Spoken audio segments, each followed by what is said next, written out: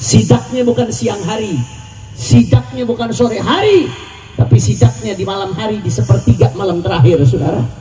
Khalifah melakukan sidak. Begitu dicek, tenda pertama dilihat tentara-tentara sedang tahajud, sedang sujud kepada Allah. Siangnya perang, malamnya tahajud, Pak Bu. Di tenda berikutnya pun demikian. Di tenda ketiga dilihat lagi ngaji, lagi zikir, saudara.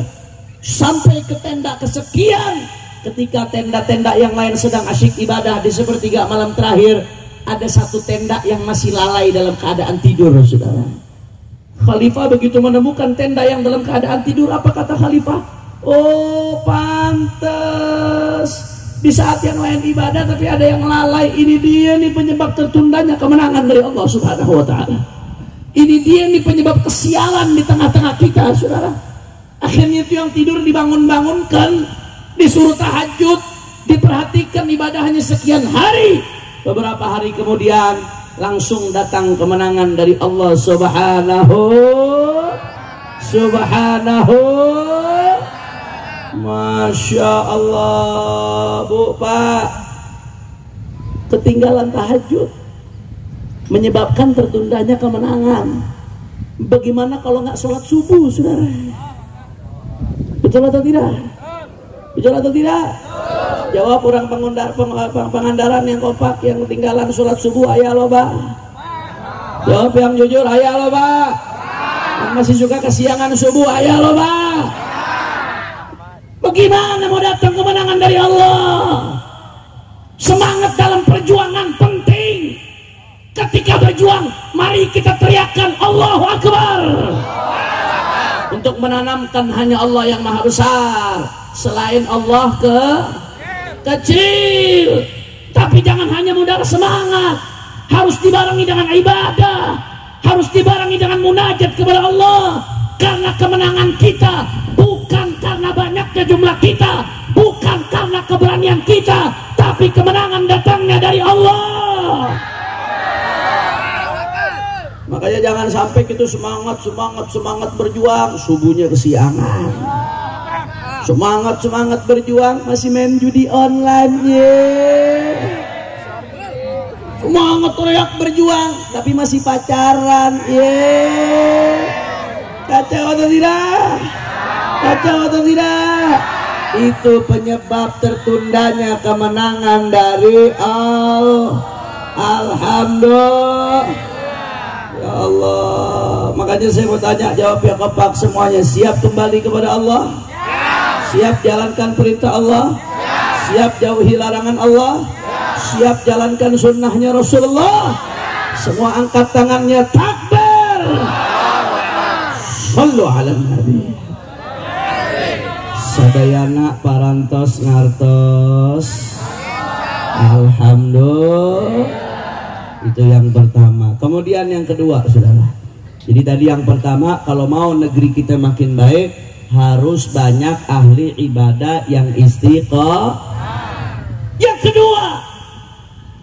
Yang kedua, kalau mau negeri kita makin baik, kata Imam Al-Haddad, harus ada alimun bisyar'i, rasikhul qadami fil ilmi bil kitabi was sunnah, ya'malu bi ilmihi wa yu'allimun nasa wa yansahuhum wa ya'muru bil ma'ruf wa yanha 'anil munkar wa la yudahinu fid din wa la yakhafu fillahi lawmata laim. Masya Allah. Kelompok yang kedua, Pak Bu, semakin banyak kelompok yang kedua ini, keadaan umat akan semakin baik, saudara. Siapa kelompok yang kedua? Alimun bisyar'i, ulama yang betul-betul rasikhul qadami fil ilmi bil kitabi was sunnah. Ulama bukan sekedar pakaian ulama, bukan sekedar gelar doktor, profesor, akan tetapi betul-betul mengerti Al-Quran dan sunnahnya baginda Nabi besar Muhammad. Tapi nggak sekedar ngerti, Pak Bu. Wa ya'malu bi ilmihi, mengamalkan ilmunya. Karena kalau sekedar tahu saja nggak mengamalkan ilmu, nggak ada bedanya dengan iblis. Mengamalkan ilmunya, apa yang dia katakan sesuai dengan perbuatannya, saudara. Wa yansunhun nas wa yu'allimuhum, bukan hanya sekedar mengamalkan ilmunya, ilmunya dipakai buat ngajarin orang, buat ngajak orang kepada Allah Subhanahu wa ta'ala. Dan tidak berhenti sampai di situ. Wa ya'muru bil ma'ruf wa yanha 'anil munkar. Ulamanya betul-betul menegakkan amar ma'ruf nahi munkar. Yang benar dia bilang benar, yang salah dibilang sah, yang lurus dibilang lurus, yang bengkok dibilang beng, yang hak dibilang hak, yang batil dibilang bang, yang batil dibilang bang. Masya Allah, saudara, ulama-ulama yang seperti ini yang nggak diem terhadap kemunkaran di sekitarnya. Ada yang mabok ditegur, ada yang judi ditegur, ada yang zina ditegur, ada yang zalim ditegur. Wala yudahinu fiddin. Kata Imam Al-Haddad, ulama-ulama yang akan membawa perbaikan untuk umat, la yudahinu fiddin, tidak mencilak dalam urusan agama. Wala yakhsha fillah laumata laim. Kalau sudah menyampaikan ajaran Islam, menyampaikan ajaran Allah, la yakhsha laumata laim, tidak peduli mau dicaci, dimaki, dihina, difitnah, dipenjara, dibunuh sekalipun saudara, tidak akan pernah mundur sampai tetes darah penghabisan saudara. Allahu Akbar, Allahu Akbar. Keberadaan ulama-ulama yang seperti itu penting atau tidak? Penting atau tidak? Cuman Pak Bu, biasanya ulama kalau udah tegas nyampaikan kebenaran biasanya banyak dimusuhi Pak Bu ya. Pasti banyak dimusuhi, dihina, dicaci, dimaki, difitnah. Masya Allah. Dan jangan kaget, itu sudah sunnatullah. Di Al-Quran ketika Allah memerintahkan untuk amar ma'ruf nahi munkar, kata Allah Ta'ala, wasbir ala ma asabak. Kalau kamu menegakkan amar ma'ruf nahi munkar, wasbir ala ma asabak. Kata Allah Ta'ala, sabar. Sabar akan atas apa yang akan menimpamu, kata Allah Subhanahu wa Ta'ala. Makanya Pak Bu, itu saking pentingnya amar ma'ruf nahi munkar, sampai-sampai umat ini menjadi umat yang terbaik. Kenapa umat ini jadi umat yang terbaik? Bukan karena jumlahnya yang banyak, bukan karena kecerdasan umat ini, bukan. Kata Allah Ta'ala dalam Al-Quran, umat ini jadi umat yang terbaik. Kuntum khaira ummatin ukhrijat linnas ta'muruna bil ma'ruf wa tanhauna 'anil munkar. Kalian jadi umat terbaik karena menegakkan amar ma'ruf nahi munkar. Sebagian ulama tafsir menyebutkan khairiyatu hadhil ummah masyrutatun bihadza syarat. Predikat umat terbaik bagi umat ini terikat dengan syarat ini, saudara. Artinya selama syarat amar ma'ruf nahi munkar ditegakkan, maka umat ini tetap menyandang predikat umat terbaik. Tapi kalau amar ma'ruf nahi munkar diabaikan, kemaksiatan merajalela di mana-mana, kemunkaran merajalela di mana-mana, maka predikat umat terbaik dipertanyakan dari umat ini. Na'udzubillah min. Bahkan nggak sampai di situ Pak Bu, ya Allah. Amar ma'ruf nahi munkar kalau sudah ditinggalkan, kemaksiatan dibiarkan di mana-mana merajalela, tidak ada yang berani yang negor, saudara. Apa kata Nabi Shallallahu Alaihi Wasallam ketika Nabi ditanya oleh Sayyidatuna Aisyah, ya Rasulullah, ana haliku wa fina salihun. Ya Rasulullah, apakah kita akan celaka? Sedangkan orang-orang soleh banyak ya Rasulullah, ahli ibadah diantara kita banyak ya Rasulullah, ahli zikir banyak ya Rasulullah. Apakah musibah akan datang ya Rasulullah? Apa kata Nabi Sallallahu Alaihi Wasallam Pak Bu ditanya demikian? Kata Nabi, na'am idza kathural khabath. Ya, musibah akan datang. Walaupun orang soleh banyak, ya musibah akan datang. Idza kathural khabath. Kalau kemaksiatan merajalela di mana-mana, saudara. Karena maksiat kalau dilakukan sendiri-sendiri, sembunyi-sembunyi, la yadurru ila sahibaha, hanya membahayakan pelakunya, saudara. Tapi kalau maksiat dilakukan terang-terangan, apalagi sistematik, apalagi dukung sana didukung sini, saudara, hada tadurrul amma, itu akan membahayakan semuanya. Ibu-ibu, naudzubillah Bu, kalau musibah udah datang, Allah murka, musibah udah datang, yang namanya tsunami nggak bisa bedakan antara Habib sama pelacur, saudara. Yang namanya gempa bumi itu nggak bisa membedakan antara kiai dengan tukang judi. Kalau musibah sudah datang, yang baik, yang bejat, semuanya kena. Makanya nggak boleh kita diam terhadap kemaksiatan, harus negur, harus berusaha untuk memberantas kemaksiatan. Makanya bu, ibu-ibu banyak tapi nggak ada suaranya ini. Kumaha iya damang bu, alhamdulillah, masya Allah ini jauh ibu, jauh di sana. Nah, semestinya panggungnya di depan sini biar dekat ya bu ya. Nah, masya Allah bu. Makanya saya sakit hati bu. Di Jakarta waktu itu ada bencong bu. Bencong, tahu bencong? Itu bencong di TV ngomong begini, kenapa sih kalian repot banget? Yang maksiat kan kami, yang dosa kan kami, yang dapat azab kan kami, yang masuk neraka kan kami. Kenapa situ yang repot? Saudara, yang maksiat memang sia, yang dosa memang sia, yang diazab sia, yang masuk neraka sia. Tapi sia maksiat terang-terangan. Kalau Allah murka, Allah marah, semuanya kena musibah bebegi. Betul atau tidak? Betul atau tidak? Bahaya Pak Bu, bahaya. Makanya kalau amar ma'ruf, kalau semakin banyak ulama yang menegakkan amar ma'ruf nahi munkar dengan cara yang benar, dengan ilmu, sesuai dengan ahlus sunnah wal jamaah, semakin banyak ulama yang seperti itu saudara, akan semakin baik keadaan negeri kita. Tapi semakin sedikit ulama yang menegakkan amar ma'ruf nahi munkar, atau sebaliknya justru semakin banyak kemaksiatan di mana-mana, maka akan semakin buruk keadaan negeri. Na'udzubillah min. Makanya jawab yang kompak kalau begitu, keberadaan ulama yang menegakkan amar ma'ruf nahi munkar penting atau tidak? Kurang keras, penting atau tidak? Kalau amar ulama tidak lagi amar ma'ruf nahi munkar, bahaya atau tidak? Siap berjuang bersama para ulama, siap berada di barisannya para ulama, siap ikut mendukung perjuangannya para ulama. Pengandaran angkat tangannya, takbir. Sallu ala nabi. Jam sabaraha eta. Lanjut. Panas kesian. Masih semangat? Yakin? Betul. Takbir. Masya Allah. Yang ketiga saudara, yang keberapa? Bukan nomor 3 ya, yang ketiga.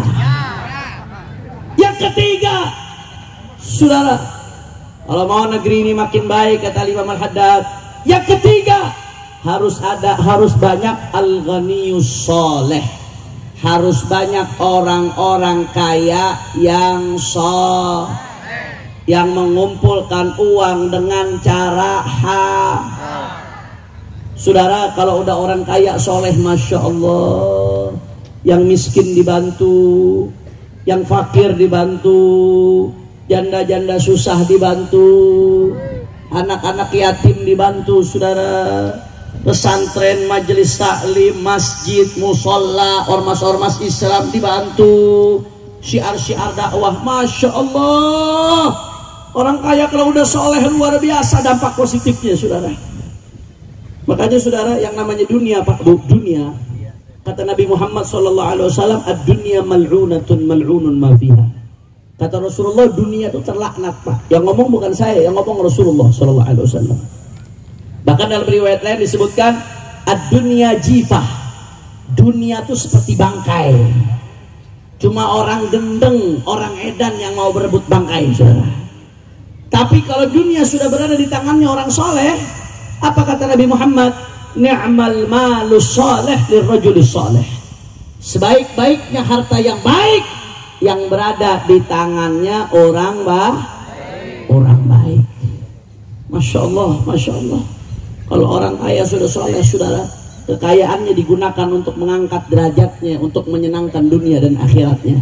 Saya doakan semuanya, aminkan. Mudah-mudahan yang mengaminkan semuanya jadi orang kaya yang soleh. Punya keturunan, keluarga, sanak famili, semua yang di sini keturunan anak cucunya jadi orang kaya yang soleh. Amin ya Allah, ya Rabbal. Tapi sebaliknya, Coba kalau saya lagi ngajak bicara umat, jangan ada yang pakai mic, biar umat jawab suaranya. Setuju? Saudara, tapi sebaliknya orang kaya yang zalim, saudara. Kalau orang kaya yang soleh bisa menyebabkan perbaikan di tengah umat, maka kebalikannya orang kaya yang zalim itu bahaya sekali buat umat, saudara. Bahaya sekali buat bangsa negara. Kenapa? Karena kekayaannya ketika dibarengi dengan kezalimannya, ketamakannya, kerakusannya, dengan kekayaan yang dia punya, semuanya bisa dibeli, saudara. Habibnya bisa dibeli, kiai ulamanya bisa dibeli, aparatnya bisa dibeli, pejabatnya bisa dibeli, saudara. Itu kalau sudah ada orang kaya yang bahaya, Pak Bu, bahaya betul. Makanya saat ini di dunia, bukan hanya di Indonesia, di berbagai belahan dunia, ada fenomena yang disebut dengan istilah oligarki, saudara. Apa itu istilah oligarki? Mungkin Anda sering dengar di media sosial, oligarki. Ada yang asal iya aja, padahal kagak paham, saudara. Oligarki itu artinya apa? Oligarki itu sekelompok orang kaya, mereka bukan pejabat, tapi mereka menguasai negara, saudara. Karena kekayaannya orangnya nggak banyak, cuma sekelompok orang, tapi karena keuangannya nggak berseri, saudara. Kalau bahasa anak sekarang, kayanya nggak ngotak. Karena kayanya luar biasa, maka apapun bisa dia lakukan. Pejabat bisa dibeli, ulama bisa dibeli, kebijakan bisa dibeli, seenaknya ngatur rakyat untuk kepentingan kerakusannya, saudara. Saya mau tanya, kalau yang model seperti ini bahaya atau tidak? Bahaya atau tidak? Ini fenomena oligarki terjadi di berbagai belahan dunia saat ini, saudara. Luar biasa daya rusaknya. Kata Imam Al-Haddad, sebagaimana orang kaya yang soleh bisa menyebabkan kebaikan di tengah umat, maka orang kaya yang zalim bisa menyebabkan kerusakan di tengah umat. Na'udzubillah min. Maka kita doakan, insya Allah, sekali lagi kita doakan, mudah-mudahan semua yang ada di sini jadi orang kaya, yang soleh. Dan kita doakan mudah-mudahan orang-orang kaya yang soleh yang ada saat ini Allah berikan panjang umur, sehat walafiat, terus istiqomah. Amin ya rabbal. Sadayana parantos ngartos. Alhamdulillah. Jadi tadi udah berapa yang saya sebutkan? Kalau mau negeri ini makin baik, harus banyak. Yang pertama ahli ibadah yang istiqomah. Yang kedua harus banyak ulama yang menegakkan amar ma'ruf nahi munkar. Yang ketiga harus banyak orang kaya yang soleh. Alhamdulillah.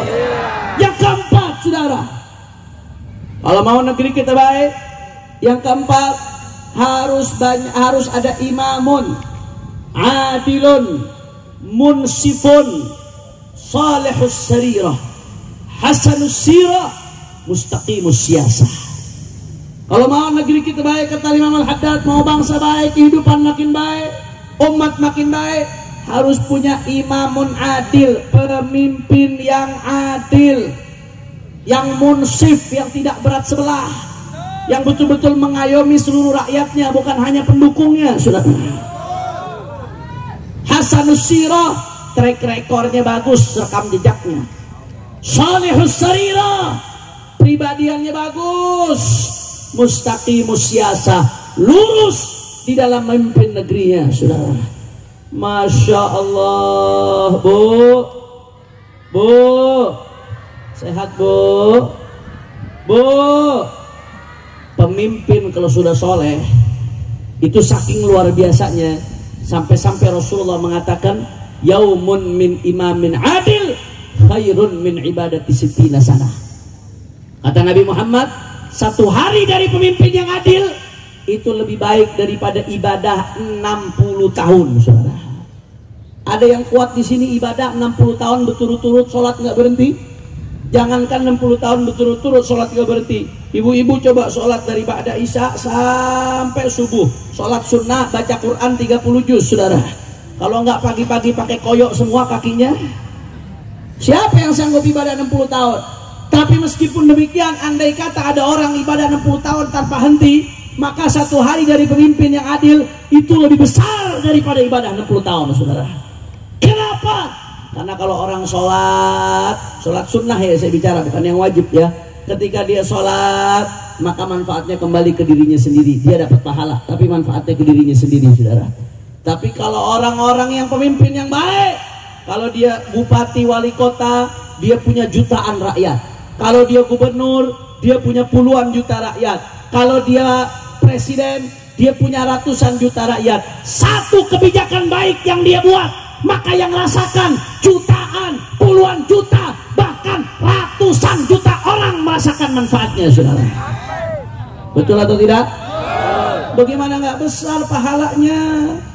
Makanya saya selalu mengatakan, Bu, Pak, itu kalau ada pemimpin, pejabat secara umum, soleh, betul-betul mencari ridha Allah Subhanahu wa Ta'ala, adil seadil-adilnya, itu wali min auliyaillah. Dia berarti kekasihnya Allah, saudara.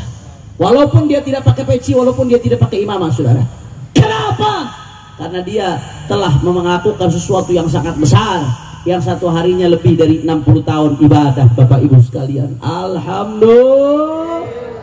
Bahkan Pak Bu, di dalam satu riwayat disebutkan, innallaha yaza'u bisultan ma la yaza'u bil Qur'an.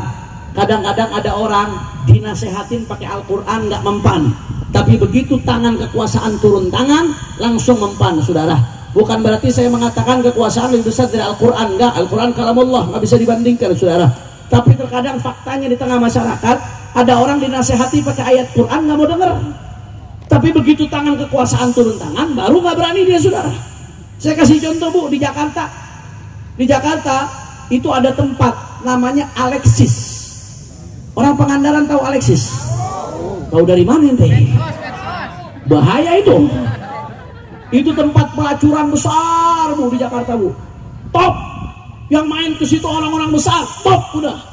Itu dulu FPI, Bu. FPI sama kiai-kiai Betawi, mahabaib-habaib Betawi, belasan tahun berusaha menutup tempat tersebut, gagal, nggak berhasil. Itu habib-habib, kiai-kiai ceramah di Jakarta supaya Alexis ditutup, ceramah sampai mulut berbusa, saudara. Qala Allah, qala Rasul, nggak didengerin. Akhirnya apa yang terjadi? Ketika saat itu Pak Anies Baswedan naik jadi gubernur saat itu, saudara, akhirnya bikin perjanjian dengan ulama. Pak, kita minta supaya itu tempat ditutup. Kalau Bapak mau kami dukung, tutup tempat maksiat. Ini ngerusak masyarakat, Pak. Ini ngerusak warga, Pak. Akhirnya apa yang terjadi? Beliau tanda tangan setuju. Begitu langsung naik, saudara. Nggak pakai lama. Kita bertahun-tahun nggak bisa-bisa. Beliau cuma pakai selembar kertas dengan pulpen ditandatanganin. Dalam selembar kertas dengan satu tanda tangan, tempat tersebut langsung berhasil ditutup. Alhamdulillah. Oh, dampaknya besar, luar biasa. Dampaknya besar, luar biasa. Kalau udah pemimpin soleh, dampaknya besar, luar biasa, saudara. Tapi sebaliknya, kalau ada coba-coba pemimpin pejabat yang zalim, apa kata Nabi Muhammad? Jangankan masuk surga, nyium bau surga pun nggak bisa, saudara. Na'udzubillah min. Maka Habib, bagaimana caranya Habib? Supaya kita dapat pemimpin yang soleh, Habib. Bagaimana kita rindu pemimpin yang soleh, betul? Bagaimana caranya Habib supaya dapat pemimpin yang soleh? Minimal ada dua yang mesti kita lakukan. Ada berapa? Bukan nomor dua ya. Ada dua yang mesti kita lakukan, saudara. Kadang-kadang nih musim kampanye bahaya. Kita ngomong dua, dibilang nomor dua, saudara. Ada dua yang mesti kita lakukan. Apa dua hal yang mesti kita lakukan? Yang pertama, saudara, kalau mau dapat pemimpin yang soleh, yang pertama, saudara, maka perbaiki diri kita. Nabi mengatakan, kama takunu yuwalla alaikum. Kualitas kalian akan menentukan kualitas pemimpin kalian. Semakin baik kalian, maka Allah akan berikan pemimpin yang baik untuk kalian. Tapi semakin bejat rakyatnya, maka Allah akan memberikan pemimpin sebagaimana kualitas rakyatnya, saudara. Makanya kita nih Pak Bu, kalau mau dapat pemimpin baik, jangan hanya sibuk nuding orang lain, tuding diri kita sendiri juga, saudara. Jangan sampai kita teriak-teriak mau dapat pemimpin yang baik, di rumah kita masih ada orang nggak sholat. Teriak-teriak mau dapat pemimpin yang baik, anak istri kita keluar rumah masih nggak pakai jilbab. Teriak-teriak mau dapat pemimpin yang baik, di rumah kita masih ada yang main judi online, saudara. Bagaimana mau dapat pemimpin yang baik? Perbaiki kualitas kalian, maka kalian akan diberikan pemimpin baik oleh Allah Subhanahu. Makanya saudara, ini sekarang tanggal berapa nih? 21. Berarti pemilu 23 hari lagi, betul? masih ada kesempatan bagi kita untuk memperbaiki diri, saudara. Kalau kita mau dapat pemimpin yang baik di 14 Februari, ayo sama-sama kita bangsa Indonesia, kita buat gerakan taubat nasional, saudara. Ini bukan main-main, saya nggak bercanda dalam urusan ini. Apalagi ini bulan Rajab, bulannya ampunan dari Allah Subhanahu wa Ta'ala. Yuk sama-sama kita seluruh bangsa Indonesia, kita introspeksi diri kita masing-masing. Kita minta ampun sama Allah Subhanahu wa Ta'ala. Kita kembali kepada Allah Subhanahu wa Ta'ala. Maka insya Allah jalan menuju kepemimpinan yang baik akan dibuka oleh Allah Subhanahu. Makanya ayo sama-sama kita taubat di sini, kita istighfar. Sebelum saya lanjutkan apa yang saya sampaikan, Astaghfirullah. Allah.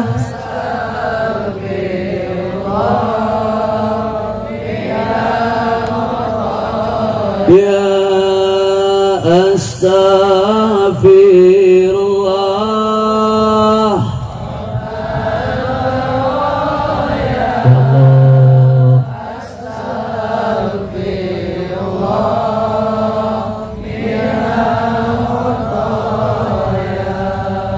Astaghfirullah.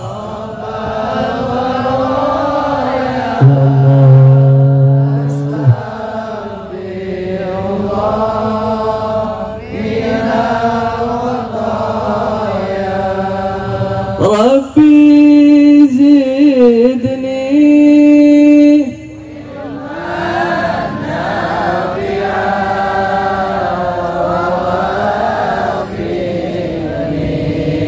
amalan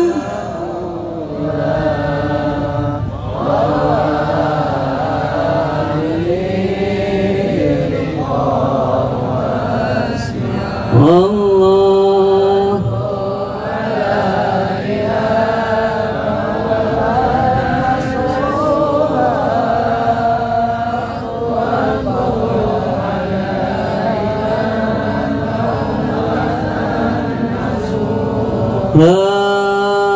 Astaghfirullah.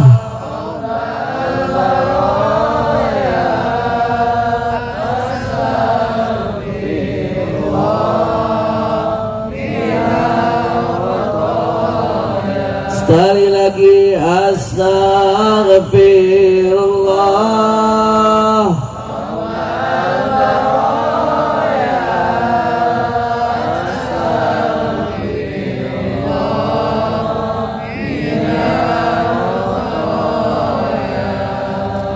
Ya Rabb, mudah-mudahan dosa-dosa kita diampuni oleh Allah. Mudah-mudahan keluar dari tempat ini kita dijaga dari dosa sampai husnul khatimah. Amin ya Rabbal. Dan mudah-mudahan dengan kita taubat kepada Allah, Allah berikan kita pemimpin yang baik. Amin ya Rabbal. Itu yang pertama, saudara. Yang kedua, kalau tadi yang pertama dari bawah ke atas, umatnya diperbaiki, Allah akan berikan pemimpin yang baik. Itu yang pertama tadi. Yang kedua dari atas ke bawah, saudara. Maksudnya apa dari atas ke bawah, Habib? Pemimpin yang baik itu harus diperjuangkan. Makanya dalam syariat disebutkan wa wajibun nasbul imamil adli bisyar'i fa'lam la bihukmil aqli. Ngangkat pemimpin adil hukumnya wajib. Bisyar'i fa'lam la bihukmil aqli. Wajibnya bukan sekedar wajib akal, tapi wajibnya wajib syariat. Artinya apa, saudara? Kalau bisa kita ngangkat pemimpin yang baik, yang adil, tapi kita nggak lakukan itu, malah ngangkat pemimpin yang nggak jelas kualitas keislaman keimanannya, maka hukumnya dosa. Na'udzubillah min. Makanya Pak Bu, nggak boleh kita milih pemimpin atas dasar fanatisme kelompok, haram. Yang penting kelompok saya sabodo teuing, mau bajingan kek, mau apa kek, udah tahu fasik masih dipilih. Yang penting kelompok saya, haram, saudara. Ini bukan soal kelompok Anda atau bukan, ini soal mana yang lebih baik buat umat. Makanya nggak boleh, haram kita milih pemimpin atas dasar gara-gara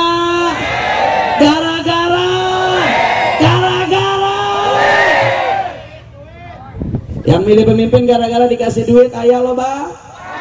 Yang nyoblos gara-gara dikasih duit, ayah loba. Ayah loba.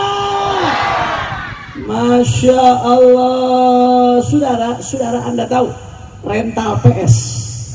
Tahu rental PS? Buat anak-anak nih, biasanya anak-anak muda main di rental PS. Rental PS bu, main anak kecil. Itu nyewa rental PS bu, sebulan 200.000 nggak mungkin dapat. Sebulan 200.000 nggak mungkin dapat, apalagi PS5 saudara. Ini ada orang ngakunya muslim, hadir majelis lagi saudara. Begitu milih pemimpin dikasih 200.000 buat 5 tahun, seneng sorry kacau tidak? Kacau tidak? Jangan jual harga dirimu untuk 5 tahun cuma gara-gara 200.000, 300.000, 500.000. Betul? Betul. Ya Allah, bahkan diancam bu sama Nabi. Hati-hati Pak Bu, Bapak Ibu sekalian dengarkan baik-baik. Ini mendekati pemilu nih, kadang-kadang banyak yang goda dengan uang, banyak serangan fajar lah, inilah itulah saudara. Betul? Rasulullah ancam dalam hadisnya, riwayat Sahihul Bukhari, kata Rasulullah, salatun la yukallimuhumullah yaumal qiyamah wa la yuzakkihim wa lahum adabun alim. Kata Nabi Muhammad, ada 3 golongan yang tidak akan diajak bicara oleh Allah nanti di hari kiamat, dan tidak akan mendapatkan ampunan dari Allah, bahkan mereka mendapatkan adab yang pedih. Na'udzubillah min dzalik. Siapa di antara 3 golongan tersebut? Kata Nabi Muhammad, di antaranya rajulun, seseorang, baya'a imaman, yang memilih pemimpin, lam yubayi'hu illa li dunya. Dia milih pemimpin tidak lain dan tidak bukan karena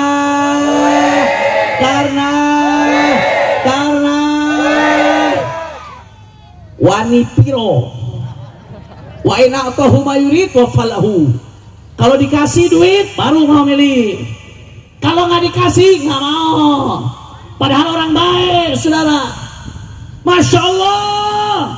Bahkan dalam hadis lain Rasulullah mengatakan apa? Ar-rashi wal murtashi finnar. Baik yang nyogok atau yang disogok, dua-duanya masuk neraka. Itu yang ngomong Kanjeng Nabi saudara. Masa cuma gara-gara 200.000 mau masuk neraka? Ya, mikir-mikir lagi. Hati-hati. Dan hati-hati Pak Bu, orang kalau mau naik jadi pemimpin, entah dalam konteks pilpres kah, atau pilgub kah, atau pilbub kah, atau mau pileg kah, DPR RI kah, DPRD provinsi kah, DPRD kabupaten kah, DPD RI kah, apapun itu, semakin banyak dia nyogok rakyat, semakin banyak keluarkan duit untuk ngasih uang sana ngasih uang sini, itu begitu jadi pasti korupsinya makin banyak saudara. Iya, logikanya apa? Mana mau orang mengeluarkan duit begitu kalau nggak balik modal? Itu baru bicara balik modal, belum bicara untung Pak Bu.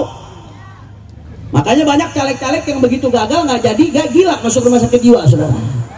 Karena pusing balik modalnya bagaimana.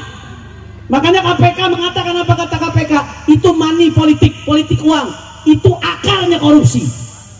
Jangan mimpi berantas korupsi kalau politik uang nggak diberantas saudara. Kenapa? Semakin banyak orang menebar uang untuk memenangkan dirinya, maka akan semakin banyak dia akan cari balik modal saudara. Kalau sudah cari balik modal, maka yang dia pikirkan bagaimana dia dapatkan uang, apalagi mendapatkan untung. Na'udzubillah min. Maka hati-hati orang-orang yang terlibat ikut-ikutan money politik, ikut mensukseskan money politik, maka berarti Anda ikut andil di dalam merusak negeri ini, ikut andil di dalam korupsi. Na'udzubillah min. Maka haram milih pemimpin gara-gara duit. Lantas bagaimana hadap cara kita milih pemimpin? Anda sebagai muslim, kalau milih pemimpin itu milih yang paling mendekati kriteria yang diajarkan oleh Islam. Karena Islam ini mengajarkan bagaimana cara kita milih pemimpin. Islam Pak, Islam ini agama yang sempurna. Jangankan urusan besar, urusan negara, urusan cebok aja diajarin oleh Islam. Urusan masuk kamar mandi, masuk pakai kaki, keluar pakai kaki kanan, diajarkan oleh Islam. Apalagi urusan ratusan juta orang saudara. Islam mengajarkan hal-hal besar. Makanya banyak ulama-ulama, diantaranya Al-Imam Al-Mawardi, beliau tulis kitab judulnya Al-Ahkam As-Sultaniyah. Juga ada Al-Imam Al-Haramain, beliau nulis kitab judulnya Ghiyathul Umam Fityafil Zulam. Dan masih banyak ulama-ulama besar, mereka menulis kitab tentang politik Islam. Diajarkan di situ kriteria pemimpin di dalam pandangan Islam. Ada banyak, saya nggak perlu sebutkan satu persatu, saudara. Kalau saya rinci satu persatu banyak. Tapi kesimpulannya Pak Bu, kesimpulannya kalau Bapak Ibu mau milih pemimpin, minimal ada 3 hal yang harus diperhatikan. Ada berapa hal? Siapapun milih pemimpin, milih caleg, milih apapun, perhatikan 3 hal, saudara. Berapa hal yang mesti diperhatikan? 3. Yang pertama surah, yang pertama yang kedua sariroh, yang kedua yang ketiga siroh, yang ketiga ada berapa yang mesti diperhatikan? Yang pertama surah, yang kedua sariroh, yang ketiga siroh. Apa maksudnya Habib? Yang pertama surah, perhatikan fisiknya. Fisiknya mampu nggak dia buat pimpin rakyat? Makanya di dalam Islam nggak boleh pemimpin tertinggi negara itu yang nggak bisa ngelihat, nggak boleh, saudara. Nggak boleh pemimpin tertinggi negara yang nggak bisa dengar, tuli, nggak boleh. Nggak boleh pemimpin tertinggi negara yang badannya udah nggak bisa bergerak, udah setruk di atas kursi roda, mau jadi presiden, ngurusin diri aja nggak bisa, apalagi ngurusin rakyat, saudara. Betul atau tidak? Yang pertama itu yang mesti dilihat, surahnya, fisiknya. Fisiknya mampu nggak dia menjalankan amanat. Yang kedua, sariroh. Sariroh itu dalam bahasa Arab Pak Bu artinya hati. Maksudnya di sini kepribadiannya. Lihat bagaimana kepribadiannya. Lihat bagaimana yang pertama keimanannya yang berkaitan dengan kepribadiannya. Muslim atau tidak dia? Mukmin atau tidak dia? Karena menjadi pemimpin kafir hukumnya haram. Tuhan aja dikhianati, apalagi rakyat, saudara. Yang kedua, lihat bagaimana fasiknya dia. Jalankan perintah Allah nggak? Sholat nggak dia? Puasa nggak dia? Ini memimpin rakyat Indonesia 200 juta lebih orang Islamnya, bisa baca Quran nggak dia? Masa mimpin negeri, mimpin rakyat banyak nggak bisa baca Quran? Bagaimana mau perhatian sama Al-Quran, saudara? Itu penting Pak Bu. Lihat bagaimana dia jalankan perintah Allah nggak? Masih suka melanggar aturan Allah nggak? Suka mabok-mabokan nggak? Suka nonton porno atau tidak, saudara? Saya nggak bicara siapapun, saya bicara soal kriteria dalam pandangan Islam, saudara. Karena kalau sudah fasik, Allah aja aturannya dikhianatin, apalagi Tuhan saja yang menciptakan dia dikhianati, apalagi rakyat, saudara. Hati-hati Bapak Ibu sekalian. Begitu juga bicara soal sariroh, bicara soal kepribadian, lihat kecerdasannya, lihat pendidikannya. Karena kalau mimpin rakyat dalam Islam syaratnya salah satunya harus cerdas. Nggak mungkin mau ngatur 200 juta orang lebih kalau nggak cerdas. Betul atau tidak? Lihat integritasnya seperti apa. Yang ketiga siroh. Yang ketiga apa? Siroh itu track record, rekam jejak. Kalau selama ini dia pernah mengemban amanat, bagaimana? Baiknya dia dalam menjalankan amanatnya. Jujur nggak dia dalam menjalankan amanatnya? Bagaimana dia dalam menjalankan amanat? Berprestasi atau tidak selama ini, saudara? Lurus atau tidak dalam menjalankan amanat? Selama menjalankan amanat, bagaimana hubungannya dengan ulama? Bagaimana perhatiannya terhadap akhlak umat, terhadap pendidikan umat, terhadap ekonomi umat? Lihat track recordnya, saudara. Betul. Jadi tadi ada berapa hal yang mesti dilihat? Yang pertama surah, yang kedua sariroh, kepribadian, yang ketiga siroh, track recordnya. Jadi Bapak Ibu besok nih kalau mau milih istikharah, minta petunjuk dari Allah Subhanahu wa Ta'ala. Di antara 3 calon ini, yang mana yang surah, sariroh, sirohnya paling bagus, saudara? Itu yang mesti kita pilih, saudara. Habib, saya bingung Habib. Saya begitu lihat, saya timbang-timbang, saya bingung Habib. Ini yang mana yang paling baik? Saya nggak ngerti Habib. Akhirnya saya pusing, banyak minum panadol Habib urusannya. Mana yang mesti saya pilih? Ibu-ibu bapak nggak usah bingung. Kalau anda nggak tahu, tanya sama ulama.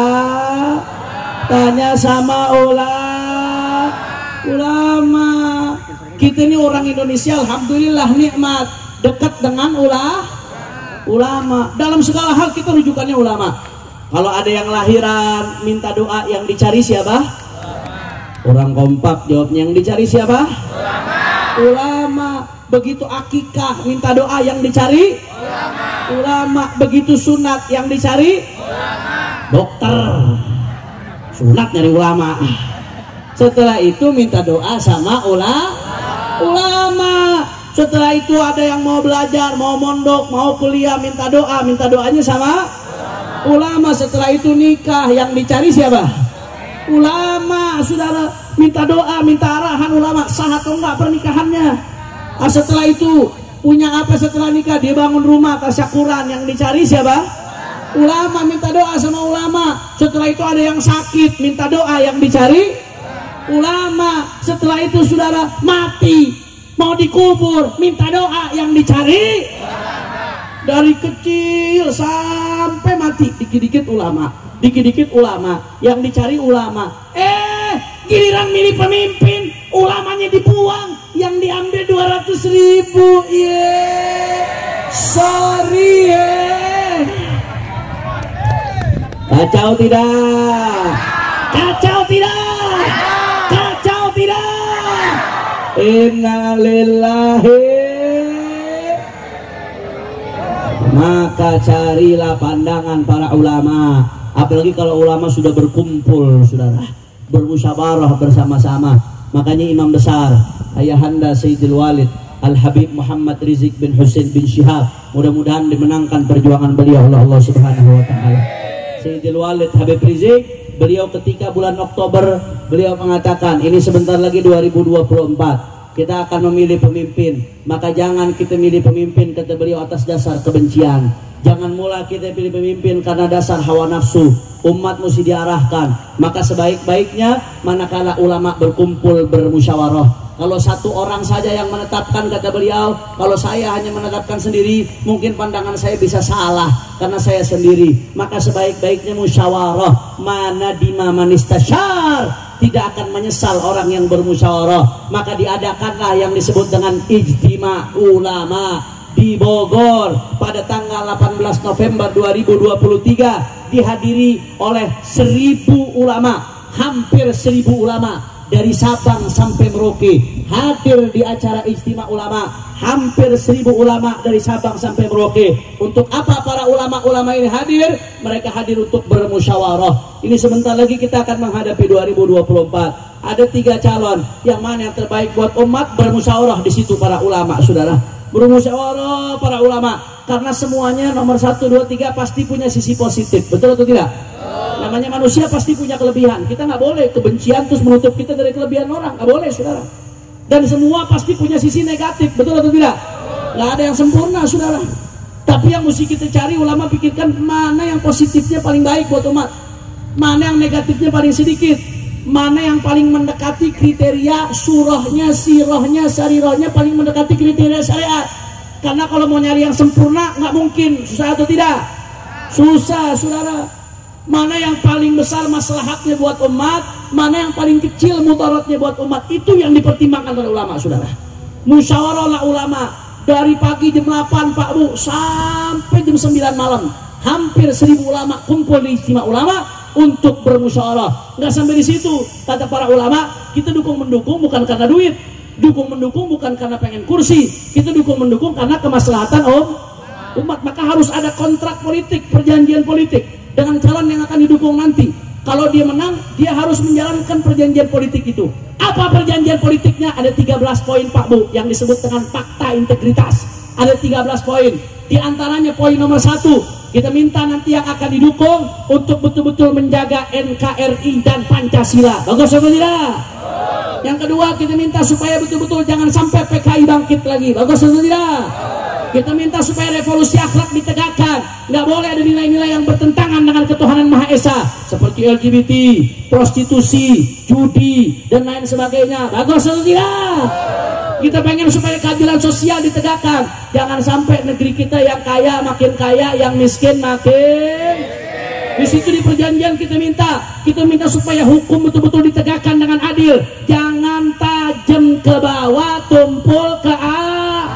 Nggak boleh ada kriminalisasi. Kita minta supaya tidak boleh ada agama apapun yang dinista di negeri ini. Siapapun yang menista agama apapun pun wajib untuk ditangkap. Bagus atau tidak?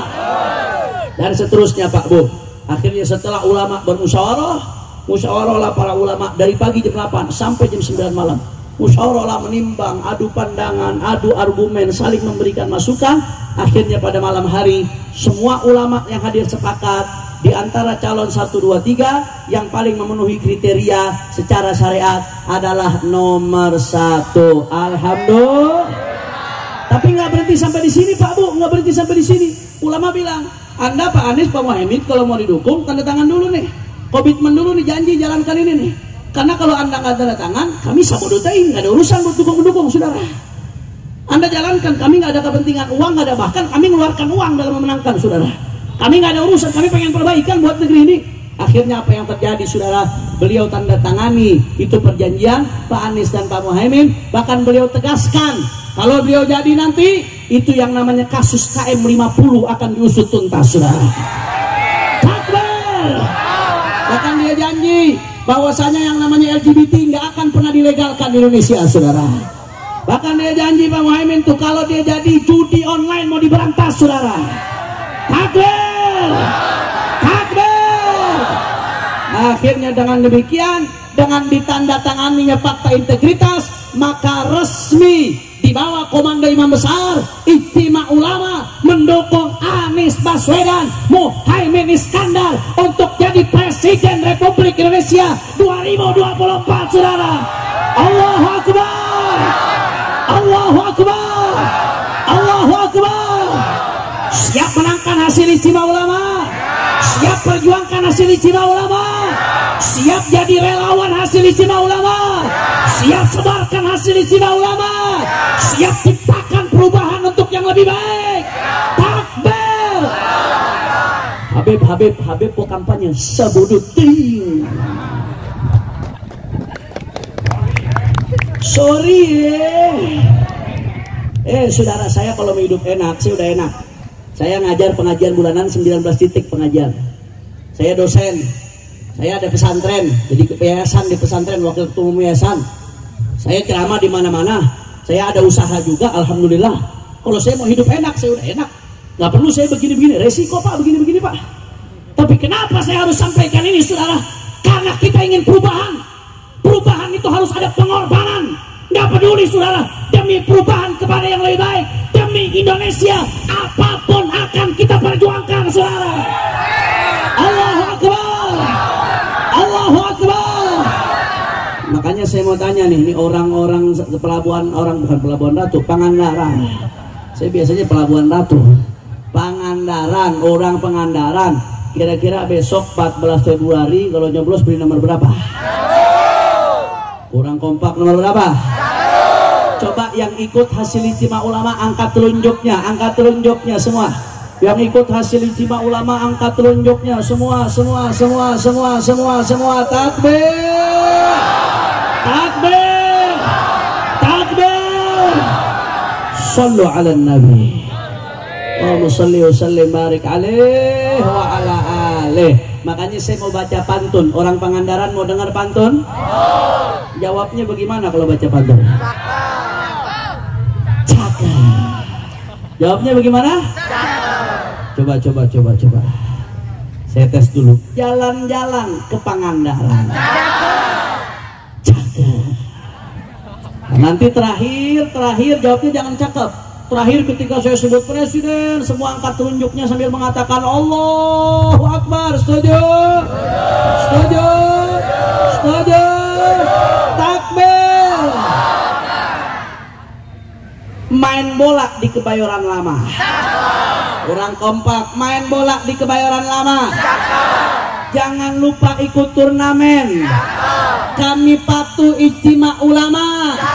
2024 Anies Presiden. Allahu Akbar, Allahu Akbar, Allahu Akbar.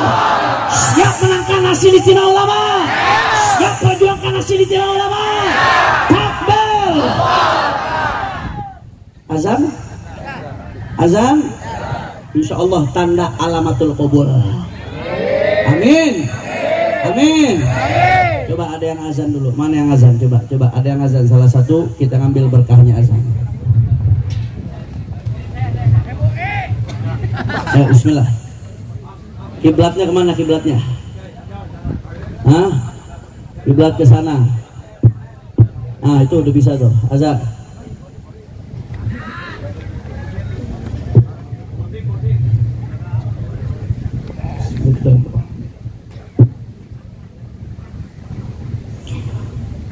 Allahu Akbar,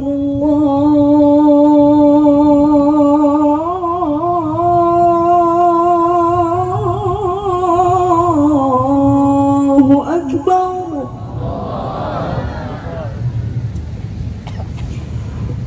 Allahu Akbar.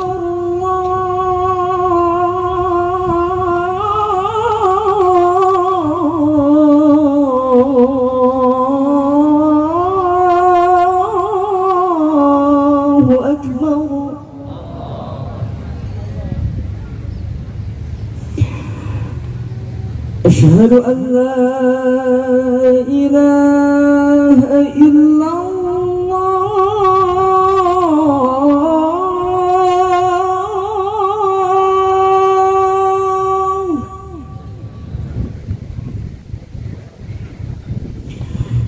أشهد أن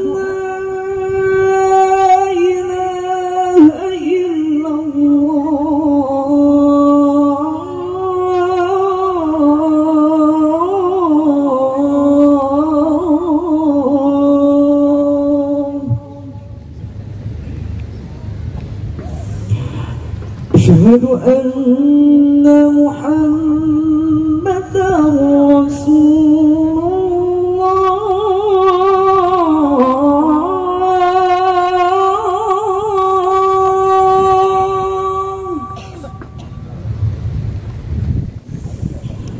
أشهد أن محمدا رسول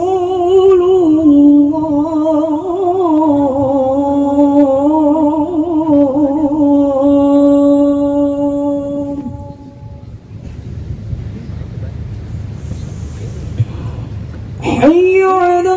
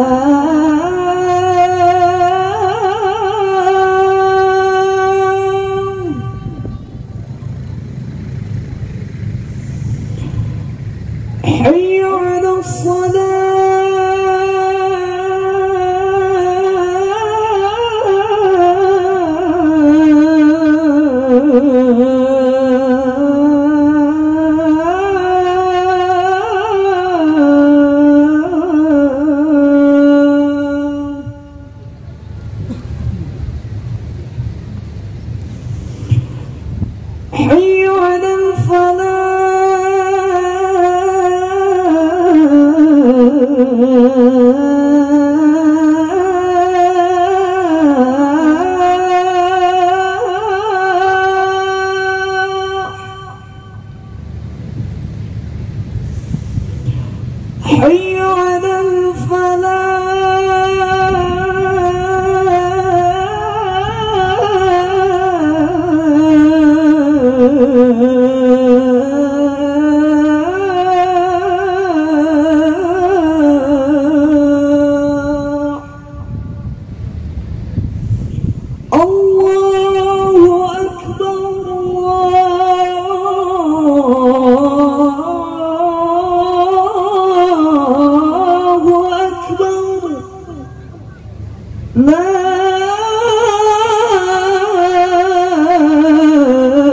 على حي على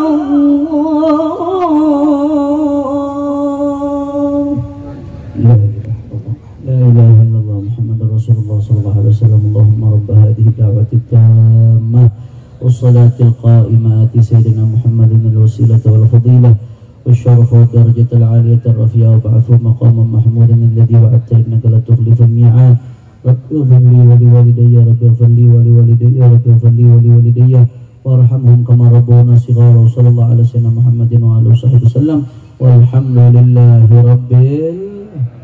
Sekali lagi saya mau tanya, jawab yang kompak. Siap ikut hasil ijtima ulama? Siap. Kurang semangat. Siap ikut hasil ijtima ulama? Siap. Siap perjuangkan hasil ijtima ulama? Siap. Ini kalau berhenti sampai di sini ini mungkin sedikit. Paling yang hadir 1000 orang ini saudara. Bahkan nggak sampai mungkin, atau 1000 atau lebih yang hadir. Tapi kalau anda semua masing-masing jadi duta ijtima ulama, keluar dari tempat ini, sebarkan di semua grup-grup WhatsApp-nya, sebarkan di tetangga-tetangganya, sebarkan di sanak familinya. Masih ada 23 hari. Bayangkan kalau di sini ada 1000 orang, satu hari satu orang menyebarkan ke 1000 orang lagi. Kalau zaman dulu nyebarkan ke 1000 orang susah saudara. Tapi kalau zaman sekarang, zaman media sosial, zaman keterbukaan, anda nyebarkan ke 1000 orang gampang. Kalau di sini ada 1000, setiap satu orang bisa mengajak 1000 orang lagi, maka dari sini saja kita dapat 1 juta orang, saudara. Takbir! Takbir! Itulah yang namanya perubahan. Perubahan harus bergulir bagaikan bola salju. Perubahan terus mengalir, nggak boleh berhenti di sini. Ini bukan hanya tanggung jawab saya, tapi tanggung jawab kita semua yang menginginkan perubahan. Insya. Tapi jangan lupa, walaupun kita punya pilihan, tetap saling menghargai. Kalau ada yang beda pilihan sama bangsa Indonesia, jangan ribut, saling menghargai. Jangan saling caci maki, jangan saling menghina, jangan saling merendah. Tetap jaga tetap jaga adab, betul atau tidak? Tetap jaga persatuan, Bu. Ya ibu-ibu hilang nih, Bu. Kalau ibu beda pilihan sama suami jangan ribut, Bu. Misalkan ibu milih Anies Baswedan, suaminya milih Muhaimin Iskandar, nggak usah berantem, Bu. Ya betul ya, Bu ya. Ya betul ya, Bu ya. Tetap jaga keharmoni, insya. Sambil kita awasin sekitar kita, jangan sampai ada yang curang, supaya pemilu ini berjalan adil dan barokah. Insya Allah. Makanya tadi saya mau tanya semua dari awal, kalau mau negeri ini makin baik harus ada berapa golongan? Harus banyak 4 golongan. Yang pertama, ahli ibadah yang istiqomah. Yang kedua, ulama yang menegakkan amar ma'ruf. Yang ketiga, orang kaya yang keempat, harus ada pemimpin. Mudah-mudahan kita dan anak cucu kita masuk dalam 4 golongan ini insyaallah. Amin ya rabbal. Terakhir sebagai penutup, karena sudah asar, sama-sama kita baca sholawat dengan niat yang pertama, supaya saudara-saudara kita di Palestina diberikan kemenangan oleh Allah Subhanahu wa taala. Begitu juga Yaman, Pak Bu. Yaman saat ini diserang.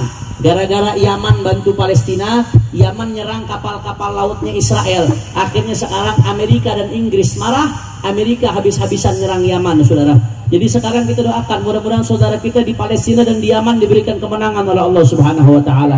Dan juga Israel mudah-mudahan dihancurkan oleh Allah Subhanahu wa taala. Israel dan kroni-kroninya mudah-mudahan dihancurkan oleh Allah Subhanahu wa taala. Dan kita doakan juga mudah-mudahan berkat sholawat di semua orang Pangandaran yang punya hajat, Allah jaga, Allah kabul hajatnya.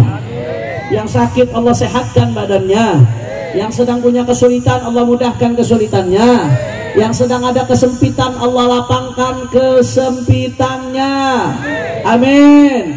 Amin. Amin. Ya Rabbal alamin. Jelas ya. Dan kita doakan juga, mudah-mudahan kampung kita tercinta, kota kita Pangandaran, mudah-mudahan Allah jaga dari segala macam musibah, Allah jaga dari segala macam bala, Allah jaga dari segala macam bencana. Mudah-mudahan kemaksiatan Allah bersihkan dari Pangandaran insya Allah. Mudah-mudahan Pangandaran jadi tempat yang penuh berkah. Amin ya Rabbal. Amin ya Rabbal. Ayo sama-sama kita baca sholawat semuanya, semua baca sholawat, keluarkan suaranya, kita baca sholawat. Allahumma salli salatan kamilatan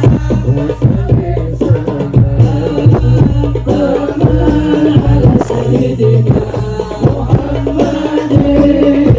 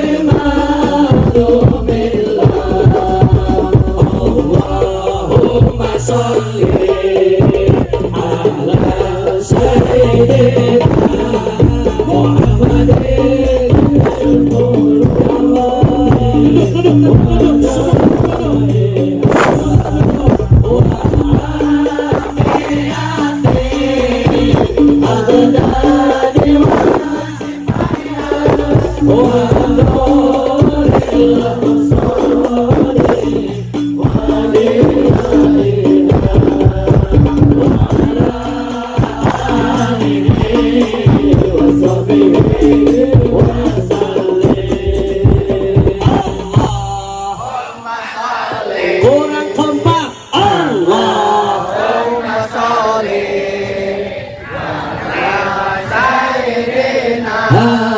Muhammadin wa dawaiha